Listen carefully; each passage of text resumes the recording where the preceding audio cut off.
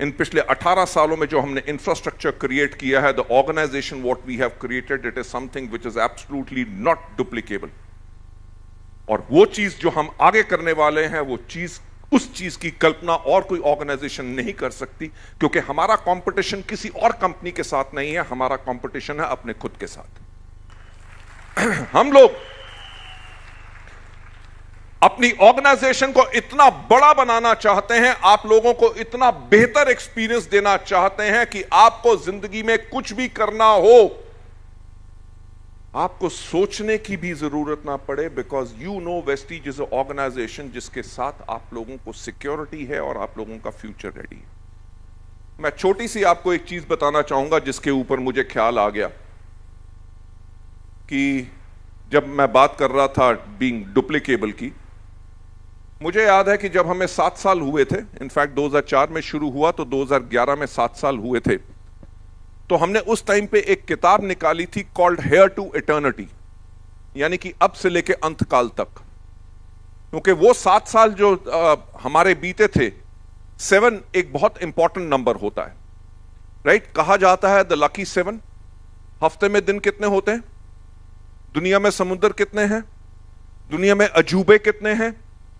तो हमने यही कहा कि दुनिया में जो 7 अजूबे हैं, हम उनसे इंस्पायर्ड हैं।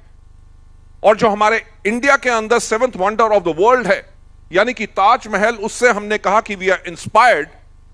और हमने ताज से जो इंस्पिरेशन ली, वो मैं आप लोगों से आज शेयर करना चाहूंगा। नंबर 1 हमने इंस्पिरेशन ली कि किसी ने सोचने की हिम्मत तो की। ताज को बनने में कितने साल लगे? 22 साल लगे। यार आज आप शुरू करो, कल का आपको पता नहीं, पर आज जो आप प्रोजेक्ट सोच रहे हो उसको बनने में 22 साल लगेंगे। उसकी कल्पना, इमेजिनेशन करना मुश्किल होता है, पर किसी ने सोचने की हिम्मत तो की।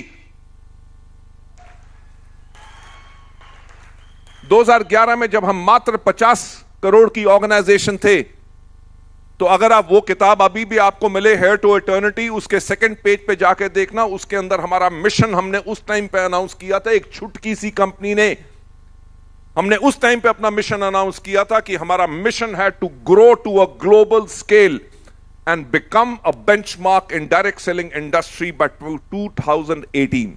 और वो हमने करके दिखाया, राइट? पहली इंस्पिरेशन ताज से जो हमने 7 वंडर्स में से ली, वॉज की सोचने की हिम्मत। दूसरा, टीम वर्क।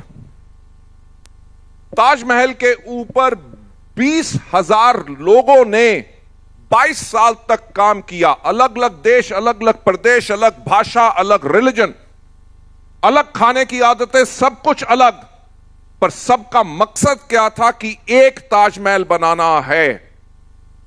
हमने यही कहा कि हम world wide, we said we are going to touch 50 countries जिनके अंदर वेस्टीज होगी, और दुनिया भर से लोग का एक ही परिवार होगा, और वो होगा टीम वर्क के थ्रू वेस्टीज।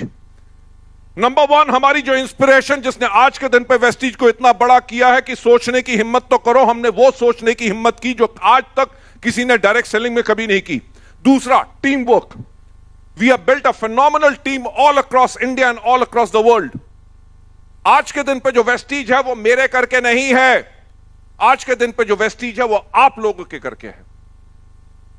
आज अगर लोग वेस्टीज को एक अच्छी कंपनी कहते हैं, वो इसीलिए कहते हैं क्योंकि आप लोग मानते हैं कि वेस्टीज एक अच्छी कंपनी है। कंपनी की मैनेजमेंट का काम ही यही होता है कि आप लोगों को बेहतर सर्विस दे और ऑनेस्टी और ईमानदारी के साथ अपने हर एक लोगों के साथ जुड़ के रहे और उनके लिए खड़ा रहे। वो टीम वर्क हमने किया। थर्ड इंस्पिरेशन जो हमने ली इज परसेवेरेंस एंड परसिस्टेंस।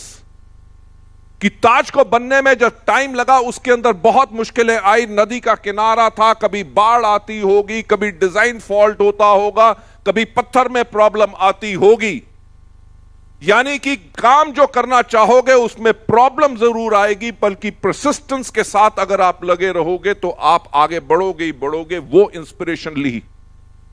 वेस्टीज के ऊपर भी इन 18 सालों में बहुत प्रॉब्लम्स आई हैं, पर हमने कभी किसी प्रॉब्लम से हम डरे नहीं, हम हमेशा आगे ग्रो किए।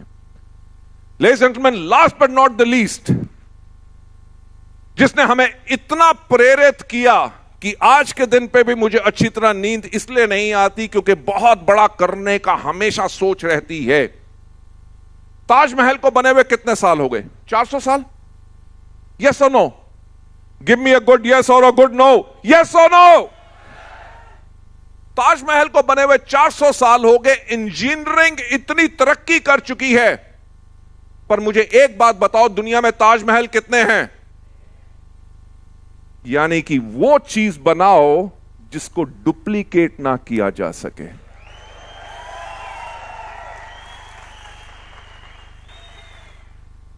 Ladies and gentlemen, that is the organization, that is the family what we have created.